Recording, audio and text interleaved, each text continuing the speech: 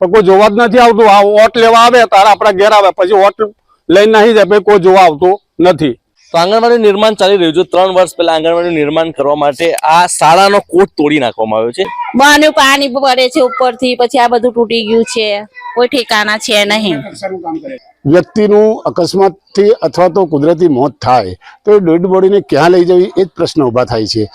તો આપણે કંટેશ્વર ગ્રામ પંચાયતમાં છે અને અગાઉ મેં તમને કહ્યું એમ કે કંટેશ્વર એક એવું ગામ છે જેને તમે આમ શાપિત ગામ કહી શકો, કારણ નલ સે જલ યોજના હેઠળ સમગ્ર છોટાઉદેપુર જિલ્લામાં કરોડો રૂપિયાનો ખર્ચો થયો। મહીસાગર જિલ્લામાં જ્યારે નલ સે જલ કૌભાંડ સામે આવ્યું તેમાં અનેક લોકોની ધરપકડ થઈ અને એફઆઈઆર દાખલ થઈ। અમર્ત્ય સેન જે મહાન ઇકોનોમિક્સ છે તેમણે કહ્યું હતું કે ભારત એક વિરોધાભાસોનો દેશ છે।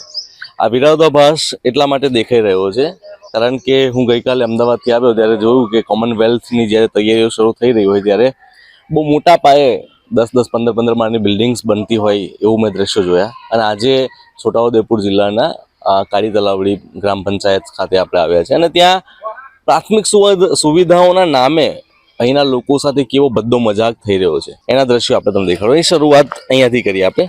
આ રોડ જે છે એ સ્કૂલ શાળાએ જવાનો રોડ છે, સામે શાળા આવેલી છે અને આ રોડ લગભગ કેટલા વર્ષથી બંધ છે? બન્યો જ નથી ક્યારે।